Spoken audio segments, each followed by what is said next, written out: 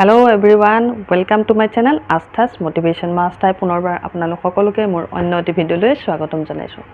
বন্ধুসকল, আমাৰ সমাজখনত দুই ধৰণৰ মানুহ আছে।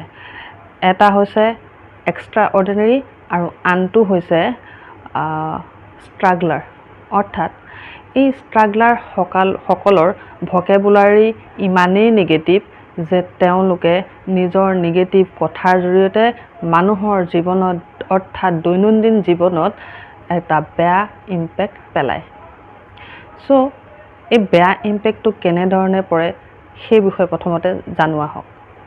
যেতিয়া এজন ব্যক্তি ৰাতিপুৱা শুৱাৰ পৰা উঠে তেতিয়া প্ৰথমতে তেওঁৰ পত্নীয়ে তেওঁক প্ৰশ্ন কৰে যে তোমাক আজি ইমান কিবা কিবি দেখা গৈছে, তোমাৰ গাটো ঠিকে আছেতো? তেতিয়া হাজবেণ্ডজনে উত্তৰ দিয়ে, নাই মইতো একদম ঠিকে আছোঁ, আই এম পাৰফেক্ট। তাৰপিছত যেতিয়া তেওঁ ৰেডি হৈ অফিচলৈ যায়, লগৰ এজন কলিগছে তেওঁক সোধে, ভাই চব ঠিকে আছেতো? তেতিয়া মানুহজনে কয়, মইতো একদম ঠিক আছোঁ, মোৰ একো হোৱা নাই। থাৰ্ড টাইমত যেতিয়া তেওঁৰ বছে এই কুৱেশ্যনটো কৰে যে তোমাৰ গা চা চব ঠিকে আছে নহয়, চব ঠিকে আছেতো? তেতিয়া মানুহজনে ভাবিবলৈ বাধ্য হয় আৰু তেওঁ চিধা বাথৰুমৰ গৈ পেলাই আইনাখন চাই গৈ যে মোৰ কিবা হৈছে নেকি বাৰু? চবেই মোক এটা কথাই প্ৰশ্ন কৰি আছে। যদিও মানুহজনৰ একো হোৱা নাই, তথাপিতো এই তিনিগৰাকী ব্যক্তিৰ প্ৰশ্নই তেওঁৰ মনত প্ৰভাৱ পেলালেই। অৰ্থাৎ সেই ইম্পেক্টটো তেওঁৰ মাজত আহি গ'ল। তেওঁৰ মনলৈ এইটো ভাৱ আহি গ'ল যে তেওঁৰ কিবা এটা হৈছে। চ' এই নিগেটিভ কিছুমান কথাই মানুহৰ ওপৰত ইমানেই ইম্পেক্ট কৰে যে মানুহৰ বহুতখিনি মাইণ্ডটো সলনি কৰি দিয়ে, নিগেটিভিটি আনি দিয়ে। চ' আমি যদি সকলোৱে এটা এক্সট্ৰা অৰ্ডিনেৰী লাইফ জীয়াই থাকিব খোজোঁ তেন্তে আমাৰ ভকেবুলাৰীও এক্সট্ৰা অৰ্ডিনেৰী হোৱা উচিত।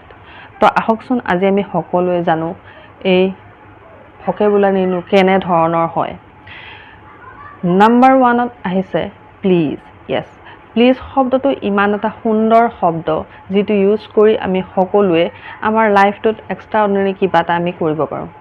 সাধাৰণতে আমি প্লিজ শব্দটো খুব কমেই ইউজ কৰোঁ, কিন্তু আপুনি এইটো কেনেধৰণে ইউজ কৰিব পাৰে। যেতিয়া আপুনি কাৰোবাক এগিলাচ পানী আনিবলৈ কয় তেতিয়া আপুনি কেনেদৰে কয়, ঐ যাচোন মোলৈ এগিলাচ পানী আন। যেতিয়া আপুনি তেনেকৈ কয় সন্মুখৰ ব্যক্তিজনে অলপ আনইজি ফিল কৰে, বেয়া লাগে মনটো। তাৰ সলনি যদি আপুনি প্লিজ শব্দটো এনেদৰে ইউজ কৰে যে প্লিজ মোক এগিলাচ পানী আনি দিব পাৰিবানে, তেতিয়া সন্মুখৰ ব্যক্তিজনেও আপোনাৰ এই কামটো কৰিবলৈ ভাল পাব। কাৰণ তেওঁ আপুনি এইদৰে কৈ ৰেচপেক্ট দিছে, ভেলু দিছে, তো তেওঁ আনন্দ মনেৰে আপোনাক পানীগিলাচ আনি দিব। নাম্বাৰ 2ত আহিলে চৰি শব্দটো আমি আচলতে খুব বেছিহে ইউজ কৰিব লাগে। কাৰণ আমি বেছি ডাঙৰ কিবা এটা ভুল হ'লেহে আমি চৰি ইউজ কৰোঁ। আচলতে চৰি ইউজটো আমি প্ৰত্যেকেই আমাৰ জীৱনত সকলোখিনি ক্ষেত্ৰতে আচলতে ইউজ কৰিব লাগে। বিশেষকৈ আমি অজানিতে ঘৰৰ সদস্যসকলৰ মাজত বিভিন্ন কথাত খং ৰাগ কৰি বেয়া পুইওতো হয়। তো আমি যদি চৰি কওঁ, এই চৰি শব্দটো আমাৰ মনৰ বহুতখিনি বুজা পাতলাব পাৰে। ইয়াৰ উপৰিও আপুনি চৰি শব্দটো বেলেগ এটা ক্ষেত্ৰতো ইউজ কৰিব পাৰে। যেনে ধৰক আপুনি আপোনাক কাৰোবাৰ কোনোবা বন্ধু বা আত্মীয় লগ পালে, তেওঁৰ কোনোবা আত্মীয় ধৰক ঢুকাইছে, আপুনি গম নাপায়, তেনে অৱস্থা আপুনি ক'ব পাৰে, চৰি মই গম পোৱা নাছিলোঁ, একদম বেয়া নাপাবা দেই। তো এনেদৰে আপুনি চৰি শব্দটো ইউজ কৰিব পাৰে। তাৰপিছত আহিলে থেংক ইউ। থেংক ইউটো এটা ইমানেই সুন্দৰ শব্দ। মই ভাবোঁ যে পৃথিৱীত বিভিন্ন ধৰণৰ শব্দৰ শক্তি বা পাৱাৰ থাকিলেও এই থেংক ইউ শব্দৰ পাৱাৰ বহুত বেছি। যদি আপোনাক কোনোবা এগিলাচ, মই অথনি উদাহৰণ দিয়াৰ দৰে পানী এগিলাচ আনি দিয়ে, তেওঁক আপুনি থেংক ইউ ক'ব। যদি আপোনাৰ কাৰণে কোনোবাই ভাল ৰান্ধিছে তেওঁক থেংক ইউ কওক। কোনোবাই আপোনাৰ কাৰণে যদি দৰ্জাখনেই খুলি দিছে তেওঁক থেংক ইউ কওক। কোনোবাই যদি আপোনাক একাপ চাহ দিছে তেওঁকো থেংক ইউ কওক। অৰ্থাৎ গ্ৰেটিটিউড, আমি সদায় গ্ৰেটফুল হৈ থাকিব লাগে। যেতিয়া আপুনি শুবলৈ যায়, শোৱাৰ আগত 10টা বস্তুৰ প্ৰতি সদায় গ্ৰেটফুল হওক, থেংকফুল হওক, ভগৱানক ধন্যবাদ জনাওক। গতিকে থেংক ইউ শব্দটো আমি প্ৰত্যেকেই ইউজ কৰা উচিত। তাৰপিছত আহিলে I am proud of you, অৰ্থাৎ এইটোও এটা বহুত ধুনীয়া মেজিকেল ফ্ৰেজ হয়। অৰ্থাৎ যেতিয়া আমি সৰু সৰু হ'লেও প্ৰত্যেকেই জীৱনত কিবা নহয় কিবা এটা আমি কৰোঁ নহয়নে? যেতিয়া ভাল কাম কৰা হয়, সৰু ল'ৰা ছোৱালীৰ ক্ষেত্ৰতে হওক বা ডাঙৰ মানুহৰ ক্ষেত্ৰতে হওক, আমি এপ্ৰিচিয়েশ্যন কৰিব লাগে। এপ্ৰিচিয়েশ্যনে মানুহক কাম কৰাত উৎসাহ যোগায়। সেইকাৰণে যেতিয়া কিবা এটা ধৰক আপোনাৰ ল'ৰা ছোৱালীৰ ক্ষেত্ৰতে হওক, যদি কিবা ভাল ৰিজাল্ট কৰিছে, সদায় ক'ব I am proud of you. যদি আপোনাৰ পত্নীয়ে আপোনাৰ কাৰণে ভাল ৰান্ধিছে বা আলহী আহিছে আপোনাৰ ঘৰলৈ আৰু আপোনাৰ পত্নীয়ে ধুনীয়াকৈ ৰান্ধি খুৱাইছে, তেতিয়া আপুনি ক'ব পাৰে আই am proud of my wife. অৰ্থাৎ এই কথাটোৱে আপোনাৰ ৱাইফৰ মনটোও ভাল লগাব। কাৰণ জীৱনত প্ৰত্যেকজন ব্যক্তিয়ে কিয় কৰে জানেনে?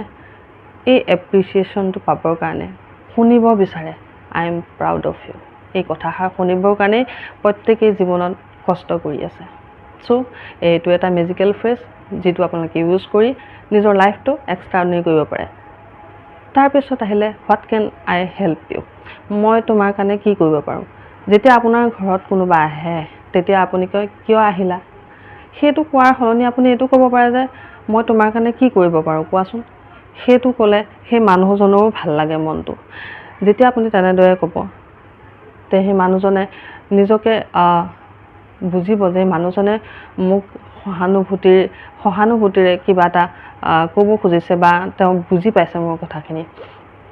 চ' যদি আপোনাৰ সামৰ্থ্য থাকে তেন্তে আপোনাৰ সামৰ্থ্য অনুযায়ী সেই সন্মুখৰ ব্যক্তিজনীক পাৰিলে সহায় কৰিবলৈ সদায় চেষ্টা কৰিব। এইদৰে মেজিকেল ফ্ৰেজ আমি সকলোৱে ইউজ কৰি আমাৰ জীৱনটো সকলোৱে সুন্দৰ কৰিব পাৰোঁ নহয়নে?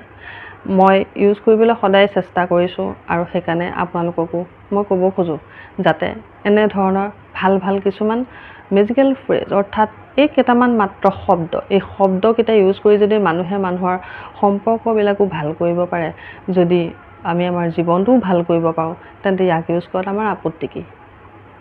ধন্যবাদ। মই আশা কৰিলোঁ আপোনালোকেও এই মেজিকেল ফ্ৰেজ ইউজ কৰি নিজৰ নিজৰ লাইফটো এক্সট্ৰাঅৰ্ডিনেৰী বনাব পাৰিব। চ' সকলোৱে ইউজ কৰিব আৰু যিমান পাৰে সদায় এইখিনি ইউজ কৰি আগুৱাই যাবলৈ চেষ্টা কৰিব সদায়। চ' আৰু দেখিব আপুনিও আনন্দিত থাকিব পাৰিছে আৰু আপোনাৰ লগতে আপোনাৰ চাৰিওফালে থকা সকলোকে আপুনি আনন্দ মনেৰে ৰাখিব পাৰিছে। ধন্যবাদ। ভিডিঅ'টো যদি ভাল লাগিলে লাইক কৰিব, শ্বেয়াৰ কৰিব আৰু যিসকলে মোৰ ভিডিঅ' এতিয়ালৈকে চাই আছে কিন্তু ছাবস্ক্ৰাইব কৰা নাই, ছাবস্ক্ৰাইব কৰি ল'ব যাতে এনেধৰণৰ ভাল ভাল কণ্টেণ্টবিলাক মই আপোনালোকৰ কাৰণে লৈ আহিব পাৰোঁ। ধন্যবাদ। লাভ ইউ অল এণ্ড সকলোৱে ভালে থাকক। Thank U.